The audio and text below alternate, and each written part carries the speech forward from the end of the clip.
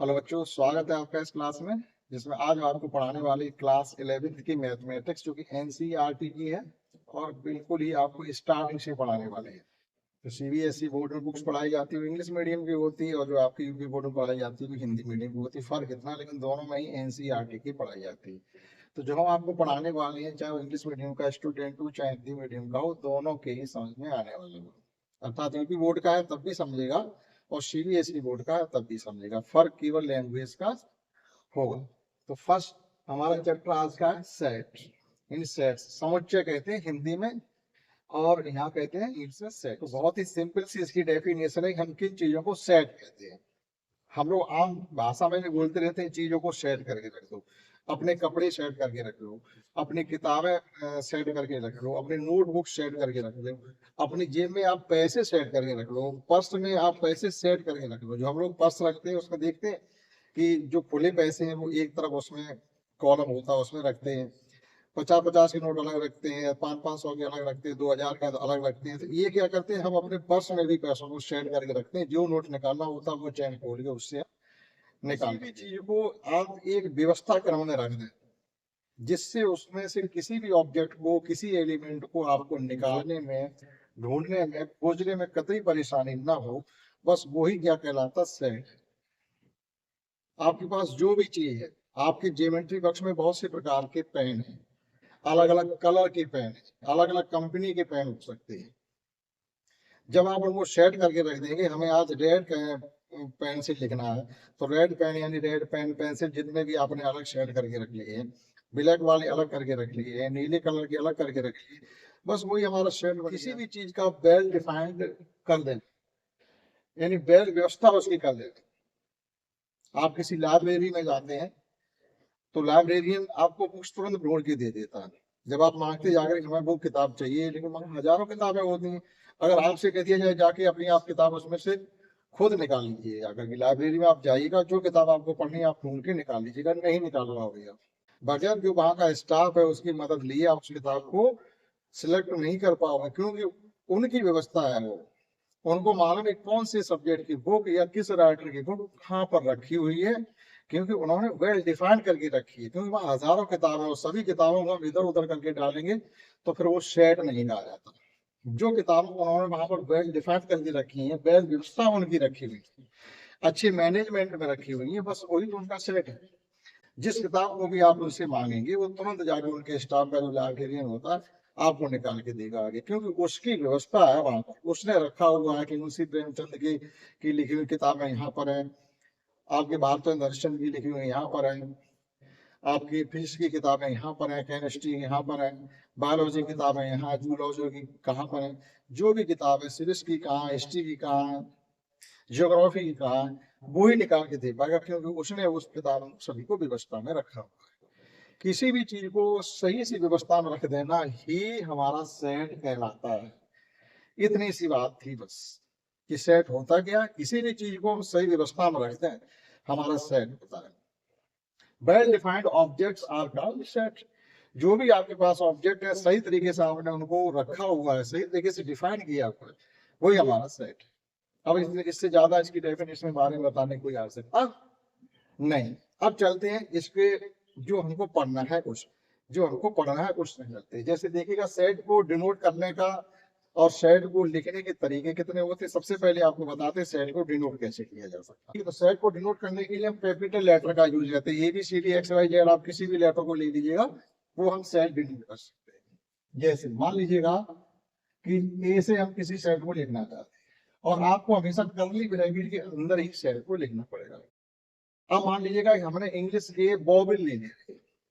English alphabet में बॉबिल हमारे 5 होते हैं, सब जानते हैं। तो वो ले ली, हमने ले ली है A, E, I, O और E। ये भी एक सेट है हमारा, ये हमारा एक सेट है जो इंग्लिश अल्फाबेट के बॉबिल्स होते हैं।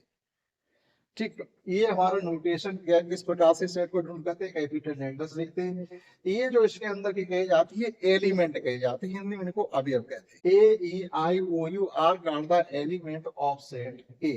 ठीक, ये और प्रत्येक सेट को अलग करने के लिए हम कॉमा का यूज करते हैं और लास्ट वाले सेट के बाद कॉमा नहीं लगाते, ये भी ध्यान रखना। ये आपने लिया यू के बाद भी कॉमा लगा दिया, फिर वो आपका सेट नहीं रहा, वो बैग व्यवस्था आपकी नहीं है। जैसे हमने क्या किया कि एक कॉमा हमने यहाँ भी लगा दिया, अब ये वेल डिफाइंड वॉवेल्स हमारे नहीं रहे, ठीक। तो यहाँ पर आपको चैलेंज नहीं किया जा सकता भैया आपने कॉमा यहाँ क्यों लगा दिया, ठीक। तो ये हमारा हो गया। कर्ली ब्रैकेट के अंदर लिखते हैं स्मॉल लेटर, फिर इसके अंदर लिखते हैं किसी कैपिटल लेटर से आप इसको डिनोट करते हैं। सभी एलिमेंट को सेपरेट करने के लिए उनके बीच में कॉमा का यूज करते हैं। ये हो गया सेट लिखने का तरीका। सेट को दो प्रकार से लिखा जा सकता है। सेट को लिखने के जो तरीके होते हैं वो दो होते हैं। एक होता है हमारा सेट बिल्डर फॉर्म, दूसरी होती है रोस्टर फॉर्म या टेबुलर फॉर्म। जैसे ये हमारे सेट लिखने के दो तरीके होते हैं। नंबर एक होता है सेट बिल्डर फॉर्म, और जो दूसरा तरीका होता है उसमें होता है, दो तरीके से लिख सकते हैं, वो एक ही नाम है, इनको आप अलग अलग ना कह करके और लगा और ओ आप चाहे सेट रोस्टर फॉर्म कहिएगा, चाहे उसको आप टेबुलर फॉर्म कहिएगा। जैसे ये हमारे जो लिखा हुआ है AEIOU, इसी को हम रोस्टर फॉर्म या टेबुलर फॉर्म कह सकते हैं। यानी टेबल है, टेबल बना दी आपकी यहाँ पर, ये लिखा हुआ है। अब फिर हमारी सेट बिल्डर फॉर्म क्या होती है, ये दो चीजें और समझ लीजिएगा। हमने यहाँ पर लिख दिया है ये हमारे टेबल फॉर्म कही जाएगी, टेबुलर फॉर्म कहिएगा, चाहे रोस्टर फॉर्म कहिएगा, ठीक है। लेकिन फिर सेट बिल्डर फॉर्म क्या होती है? सेट बिल्डर फॉर्म का मतलब ये होता है अगर इन्हीं वॉवेल्स को हम सेट बिल्डर फॉर्म में लिखना चाहें तो it can be written as x:x। ये जो डबल पॉइंट हमने लगाई इनको कोलन कहते हैं, या ये भी कह सकते हैं x such that x, that is x ऐसा है कि, किसे डिनोट कर रहा है उसके बारे में लिख दीजिएगा, is a vowel of English alphabet, English alphabet, बस उसके बारे में। लेकिन लिखा आपको कर्ली ब्रैकेट के अंदर ही जाएगा। जो आपके इस ब्रैकेट इसमें सेट में लिखा है उसके बारे में आप एक लाइन लिख दें, बस उसके बारे में एक लाइन लिख दें। तो ये तो थी हमारी टेबुलर फॉर्म, ये है सेट बिल्डर फॉर्म। और एग्जाम्पल देखिएगा, जैसे हमने लिखा हुआ है कोई set 1 2 3 4 5 dot dot dot, that is ये नेचर नंबर का सेट माना जाएगा, ठीक है। तो अब इसको क्या लिख सकते हैं, ये तो हो गया हमारे टेबुलर फॉर्म में डिनोट करने का तरीका हो गया। तो सेट बिल्डर फॉर्म में इसको क्या लिखेंगे? सेट बिल्डर फॉर्म में हम ये लिखेंगे x:x is a natural number, natural number. या तो ये लिखना है, लिमिट इसकी कोई है नहीं, या इस प्रकार से भी लिख सकते हैं x such that x और यहाँ कॉमा लगा के लिख दो x equal to n, x equal to n और n बिलोंग्स टू n। आप यहाँ इस प्रकार से लिख दो, और इस प्रकार से नहीं लिखना होगा डायरेक्ट यहीं पर इक्वल टू n, दस x equal to n, n belongs to n। हम जानते हैं ये स्मॉल n ये नंबर है और कैपिटल n हमारा नेचुरल नंबर का नोटेशन होगा, तो वो नेचुरल नंबर हमारे हैं। अब हमारे लिमिट अगर होते तो हम यहाँ पर लिमिट भी लिख देते, हम यहाँ पर भी लिमिट भी लिख सकते हैं। जैसे लिमिट का मतलब क्या बता रहे हैं, ऐसे समझिए आप, अगला एक सेट देखेगा, जैसे हमने कोई सेट बी ले लिया, तो इसमें लिखा हमने 1 2 3 4 डॉट डॉट डॉट और हमने लिख दिया 20, यानी 20 से ज्यादा नहीं, नेचुरल नंबर 1 से लेकर के 20 तक है। ये हमारा हो गया रोस्टर फॉर्म या टेबुलर फॉर्म में हो गया है। अब इसको हम सेट बिल्डर फॉर्म में कैसे लिखेंगे? सेट बिल्डर फॉर्म में या तो हम ये लिख दिया x ये नेचुरल नंबर, और n की लिमिट भी लिखनी पड़ेगी, कहां तक? 20 तक। यहाँ पर लिमिट नहीं थी तो हमने कुछ यहाँ आगे लिखा है। इसमें क्या लिख सकते थे? इसमें इस प्रकार से भी लिख सकते थे कि x equal to n belongs to n nature number से बिलोंग करता है। अब ये बिलोंग्स टू का साइन आपको हम समझाएंगे, n बिलोंग्स टू n, और इसकी लिमिट जो है n की वो है n is less than equal to 20। Less than equal to 20 का मान मतलब है कि n का मान कहां से? 20 से छोटा। ये आप लिमिट को इस प्रकार से भी लिख सकते हैं, अगर आप इसको और अच्छा ना समझे तो इस प्रकार से लिख सकते हैं, n का मान जो है 1 से लेकर के कहां तक जा रहा है? 20 तक। इस प्रकार से n is greater than equal to 1 and less than equal to 20, n का मान 1 से लेकर के 20 तक है। ये हमारा है सेट ब्रिडल फॉर्म। आपको दोनों ही फॉर्म की जानकारी अच्छे से होनी चाहिए। ये हमारी रोस्टर फॉर्म या tabular form and this is called the set bridle form. ये दो तरीके हैं हमारे सेट को रिप्रेजेंट करने के।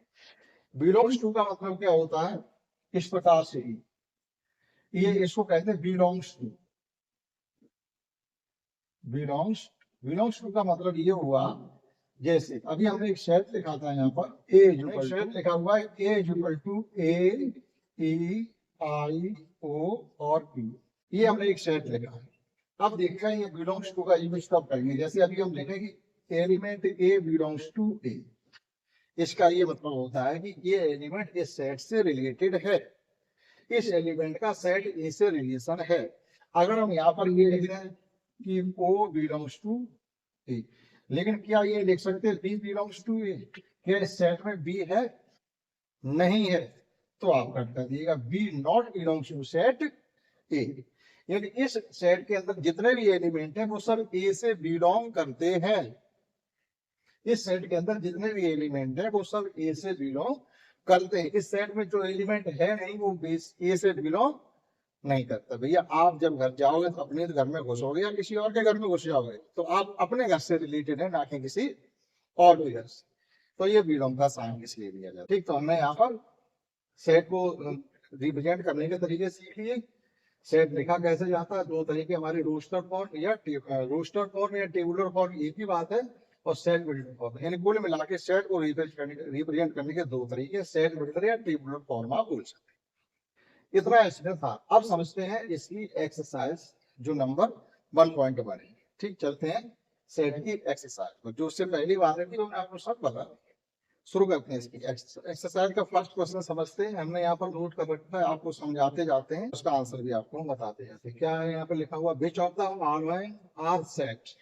ये जो गिवन है 1 से लेकर के 9 तक क्वेश्चन, इनमें से कौन कौन से सेट है, यानी कौन कौन सेट की व्यवस्था में है, एक बैल व्यवस्था में है। सीधी सी बात है, आपको अपना आंसर भी जस्टिफाई करना पड़ेगा। पहला क्या है, collection of the are month of year, लेकिन beginning with the letter J. हमारे एक साल के में 12 महीने होते हैं, जनवरी से लेकर के दिसंबर तक। उन महीनों का आप कलेक्शन बनाइएगा जो लेटर जे से स्टार्ट होते हैं। क्या ये कलेक्शन बनाया नहीं जा सकता? बिल्कुल बनाया जा सकता है। किस प्रकार से बनाया जा सकता है, देखिएगा। लेटर जे से स्टार्ट होने वाले एक जनवरी है, एक हमारा जून है, जनवरी पहले जून है, और एक जुलाई है। तो देखो क्या ये कलेक्शन नहीं बना? निश्चित रूप से एक ये सेट बना हुआ है। तो जो पहला हमारा collection of the month of the year beginning with the letter J is set. The collection of the 10 most talented writer of India. कोई भी व्यक्ति नहीं बता सकता है कि भारत के जो सबसे ज्यादा टैलेंटेड राइटर हैं, इसका कलेक्शन हम नहीं बना सकते। कैसे, कौन सा पैमाना लगाएंगे जिससे हम ये बता रहे हैं ये मोस्ट टैलेंटेड राइटर है और ये इससे कम टैलेंटेड राइटर है? नहीं बता सकते। तो ये हमारा सेट नहीं बन सकता, यानी ये चीज को हम सेट के अंदर नहीं लिख पाएंगे। दो राइटर आपके सामने, आपके पास कोई ऐसा पैमाना नहीं है जिससे आप ये कर पाओ ये राइटर ज्यादा टैलेंटेड, ये राइटर कम टैलेंटेड है। तो वो 10 राइटर मोस्ट टैलेंटेड राइटर नहीं निकाल पाएंगे, इसलिए ये सेट नहीं बनता। नेक्स्ट है, a team of 11 best cricket batsman. आप एक ऐसी टीम बनाइएगा जिसमें सब 11 बढ़िया बढ़िया बैट्समैन ही हो। कैसे पता करेंगे? क्या आप मानते सचिन तेंदुलकर एक बहुत अच्छे बैट्समैन है? अगर बहुत अच्छे बैट्समैन है तो कभी 0 पर आउट नहीं होने चाहिए थे। आपको मालूम है बहुत सी बार सचिन तेंदुलकर 0 पर भी आउट हो गए, तो फिर कैसे कह सकते हैं बहुत अच्छी बैट्समैन है? एक वही बैट्समैन कभी कभी 2 शतक निकाल के आता, कभी कभी पता चला 0 पर आउट हो गया, कभी पता चला 2 रन ही बना पाए। तो फिर वो मोस्ट मोस्ट सबसे अच्छा बैट्समैन हम कैसे कह सकते हैं? नहीं कह सकते। वही जो बॉल करने वाला व्यक्ति, अंदर बैट्समैन हटा दो, अब बॉलर ले लीजिएगा। कभी कभी वो पूरा मैच खेल जाते, एक सिंगल विकेट नहीं ले पाते, कभी पता चला एक ओवर उन्होंने 6 विकेट ले लिए। तो हम यहाँ पर भी नहीं तय कर सकते हैं कि सबसे ज्यादा अच्छे एंड मोस्ट बैट्समैन कैसे पता करेंगे? बेस्ट क्रिकेट बैट्समैन नहीं पता कर सकते, तो ये भी हमारा सेट नहीं। The collection of the all boys of your class. एक क्लास लिखा, यानी आपके क्लास के गिने चुने लड़के लड़कियां होते हैं। भाई लड़के अलग हो जाइएगा, लड़कियां अलग हो जाइएगा, क्या सेट बनाया नहीं जा सकता? बिल्कुल बनाया जा सकता है। ये आपका सेट है। The collection of the all natural number less than 100, बिल्कुल बनाया, 1 से लेकर 99 तक गिनती काउंटिंग आप लिख दीजिएगा, हमारा सेट बन जाएगा। जैसे ये है, इसका सेट जैसे आपको बनाना हो तो तुरंत बन रहा है। ए इज इक्वल टू 1 2 3 4 और ये आ गया हमारा 99। लेस देन 100 से 100, लेस देन 100 यानी 100 से छोटी नेचुरल नंबर बन गया सेट। ये collection of the novel written by the writer Munshi Premchand, Munshi Premchand के लिखे लिखाए जो कुछ हमारे नोवेल हैं, उपन्यास हैं, उनका कलेक्शन कर लीजिएगा, हमारा set. Collection of the all even integers, बिल्कुल बनाया जा सकता है इवन इंटीजर्स का। अब यह इवन इंटीजर्स लिखा हुआ, इंटीजर्स का मतलब क्या होता है इस प्रकार से देखें आप, जैसे इवन इंटीजर बता, लेकिन ये नहीं कहा कि पॉजिटिव लेने हैं नेगेटिव लेने हैं। तो इवन नंबर इंटीजर हमारा नेगेटिव मतलब पॉजिटिव हो सकता है, नेगेटिव हो सकता है। जैसे माइनस का हमने 4 ले लिया, -2 ले लिया, 0 ले लिया, -2 ले लिया, 4 ले लिया, 6 ले लिया, इस प्रकार से ये सेट हमारा बनाया जाए, ये सेट बनाया जाए। The collection of the question in this chapter, इस चैप्टर में कितने क्वेश्चन के उनका सेट नहीं बना सकते? बिल्कुल बना सकते। The collection of the most dangerous animal, अब वही बात आ गई, most dangerous animal of the world, विश्व के सबसे 10 खतरनाक जानवरों को इकट्ठा करिए नहीं कर सकते। आपकी घरेलू मक्खी भी तो बीमारी फैला देती है, इससे आदमी मरने लगते हैं। वैसे कतई डेंजरस नहीं है, खाने के ऊपर बैठ जाती, उड़ा देते, खाना खा लेते। बाजार में मछलियां उसी खाने के ऊपर भिनभिना रही है और लोग खाना खा रहे हैं, तो डेंजरस तो नहीं हुई। लेकिन कभी कभी उसी मक्खी से बीमारी जब फैल जाती है तो फिर वह डेंजरस हो जाती है। तो कैसे कह सकते हैं ये हम कि हम 10 ऐसे एनिमल्स को ढूंढ के ले आए जो हमारे ज्यादा से ज्यादा डेंजरस हो, इनका भी सेट बनाना नामुमकिन है। तो ये हमारा सेट नहीं। तो समझ पाएंगे आप इनसे 1 से लेकर के 9 तक क्वेश्चन आप नोट करिएगा, समझते क्वेश्चन। नेक्स्ट क्वेश्चन को और 3 समझते हैं। फर्स्ट क्वेश्चन हमने आपको समझा दिया। 2 क्वेश्चन क्या है, आपको एक सेट गिवन है जिसमें एलिमेंट है हमारे 1 से लेकर के 6 तक नेचुरल नंबर।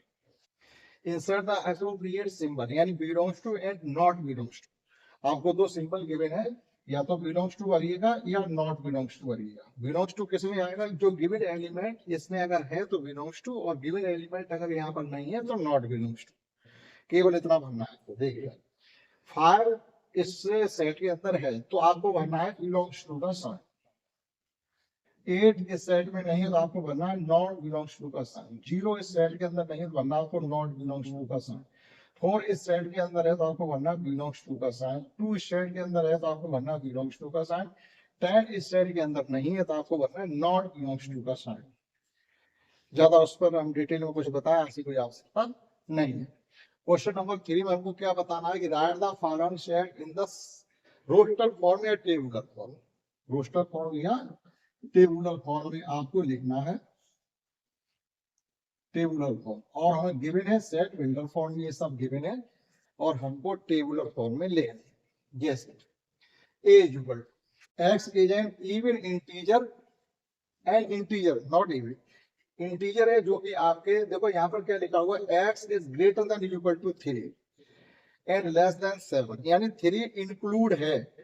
ठीक, इस चीज को आप समझ लें। अगर इनमें इस प्रकार से लिख रखा है तो x is greater than or equal to लिखा हुआ है, यानी जब भी आप इसको लिखना चाहेंगे और इधर लिखा हुआ है लेस देन 7, यानी -3 इंक्लूड है, 7 नॉट इंक्लूड, यानी 7 is exclude and -3 is include, that is it can be written as -3 -2 -1 0 1 2 3 4 5 6 और 7 आपको नहीं है।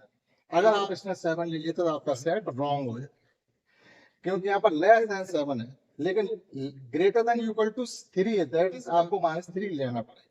तो -3 से लेकर के 6 तक आपके एलिमेंट इस सेट के अंदर लिखे जाएंगे। Is a natural number less than 6, 6 से छोटे नेचुरल नंबर आपको इस सेट के अंदर लिखने हैं, यानी 1 2 3 4 5 natural number less than 6। x is a 2-digit natural number such that the sum of the digits is 8। ऐसे आपको 2-digit नेचुरल नंबर लेने हैं जिनके एडिशन करने पर, डिजिट का एडिशन करने पर 8 आना चाहिए।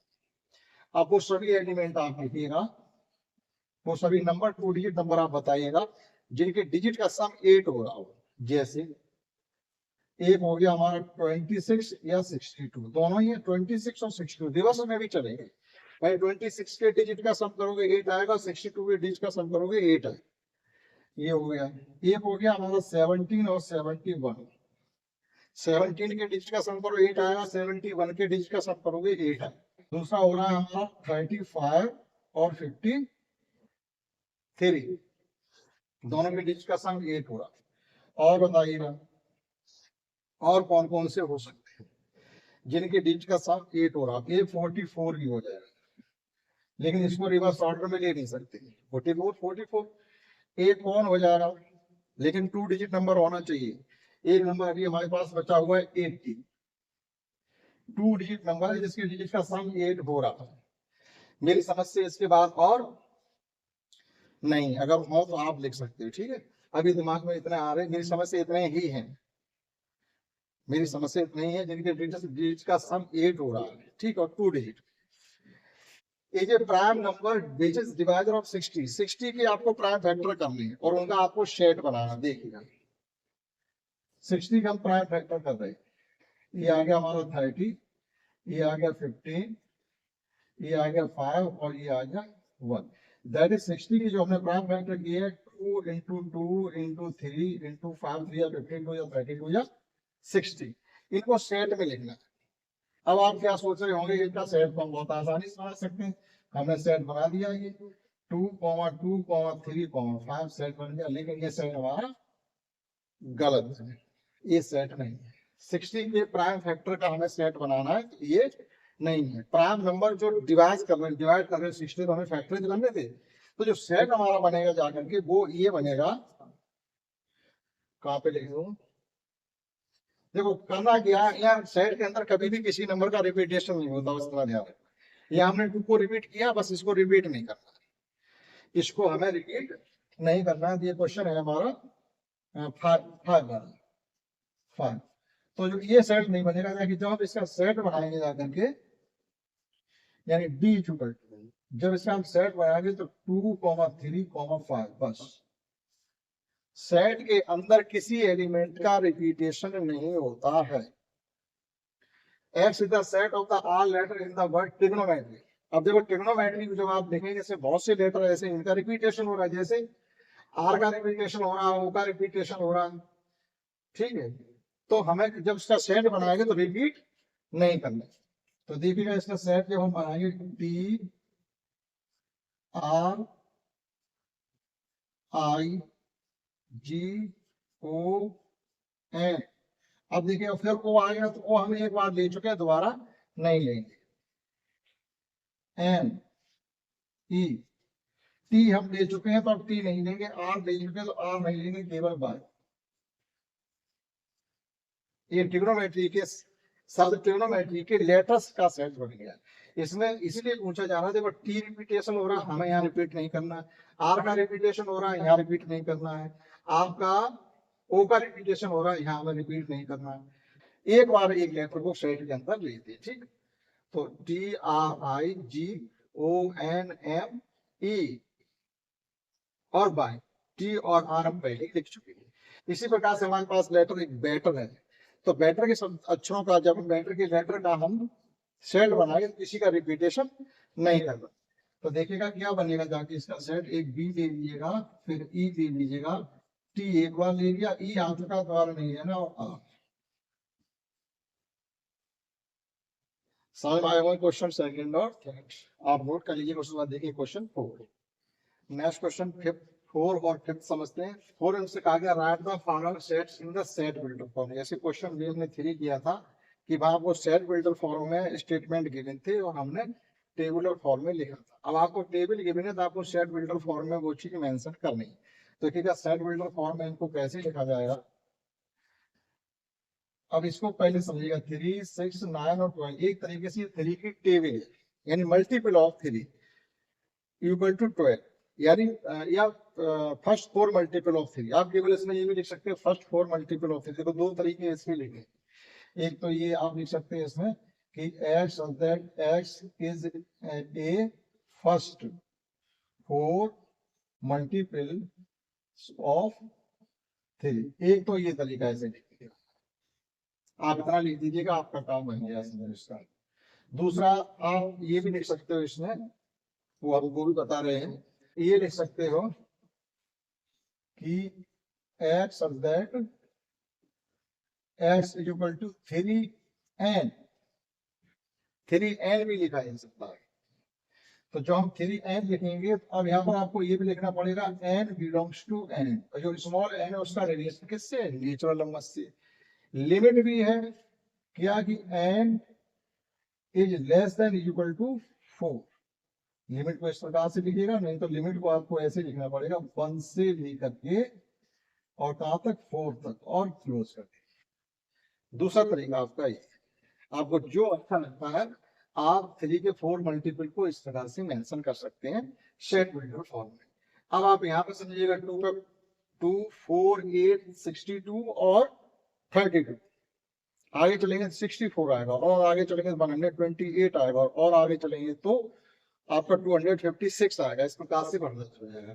तो इसको कैसे लिखना है देखिएगा, इसमें आप लिखिएगा कि x और दैट x इक्वल टू 2 की पावर n, 2 के पावर जब 1 पुट करोगे तो 2 आएगा, 2 के पावर 2 पुट करोगे तो 4 आएगा, 2 के पावर 3 पुट करोगे तो 8 आएगा, 2 के पावर 4 पुट करोगे 16 आएगा, 2 के पावर 4 पुट करोगे तो 30, 4 पुट करोगे 16 आएगा, 2 के पावर 5 पुट करोगे तो 32 आएगा।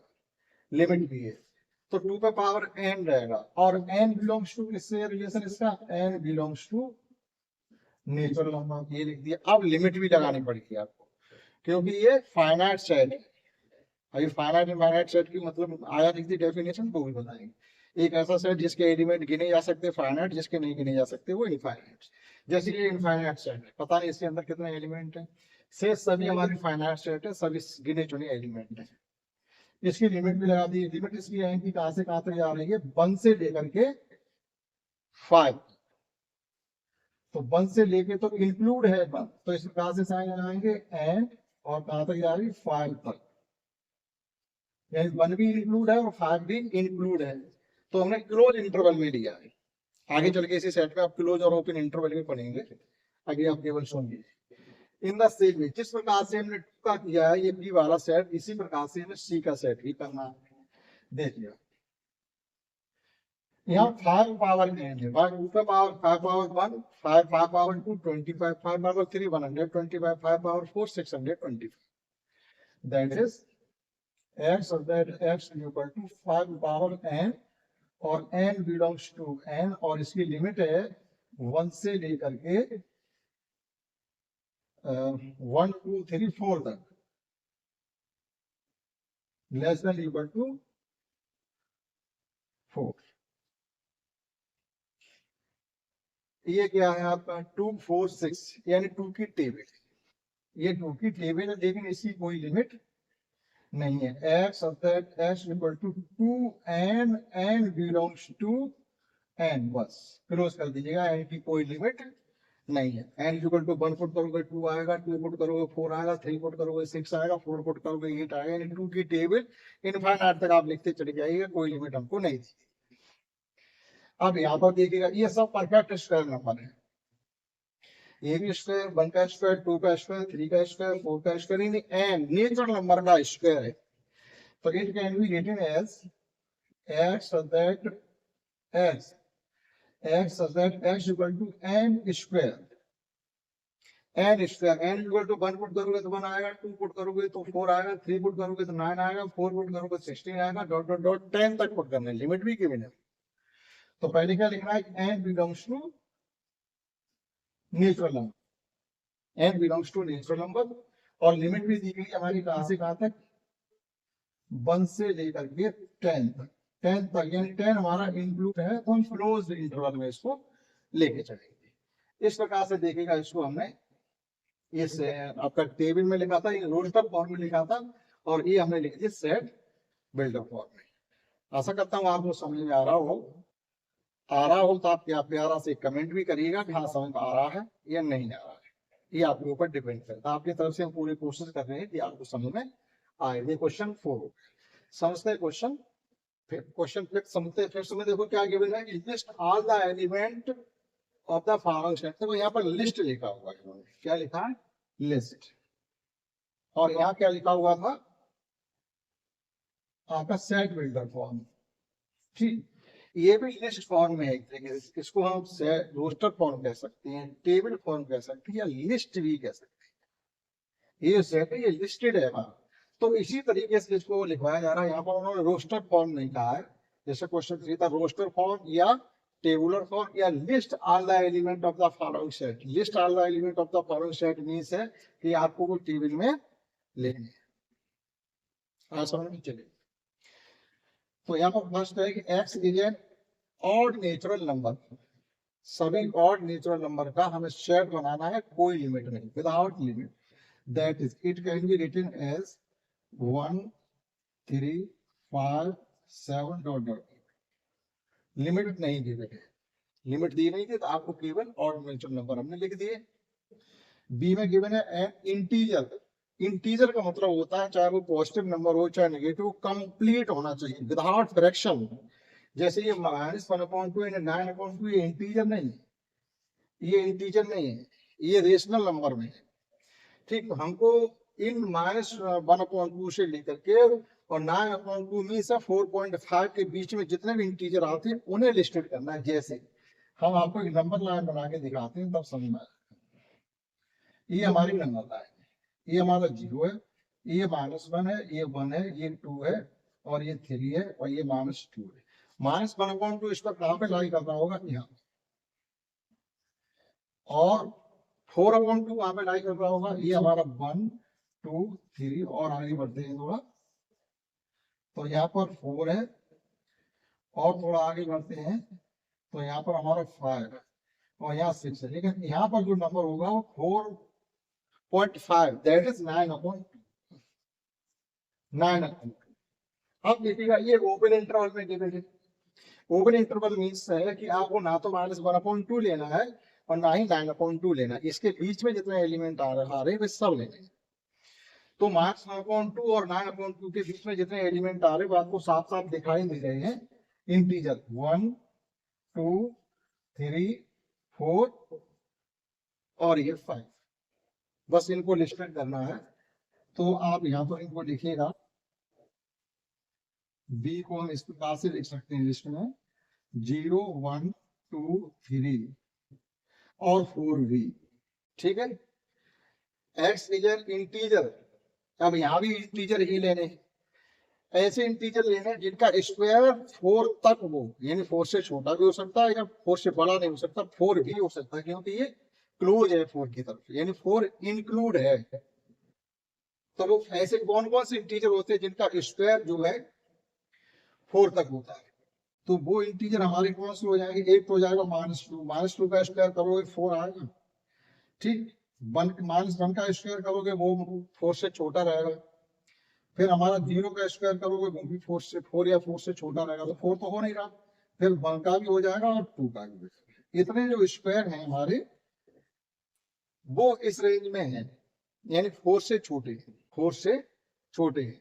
यानी ऐसे नंबरों के स्क्वायर, ऐसे नंबर आपको लिखने हैं। अब जब आपने -3 क्यों नहीं लिया, -3 क्यों नहीं लिया, वो हमारा तो 4 से, वो 4 से बड़ा हो जाएगा। -3 का स्क्वायर आप करिए कितना हो जाएगा, 9 हो जाएगा, तो उसको नहीं ले सकते। वही नंबर लेने जिनके स्क्वायर 4 या 4 से छोटे रहे।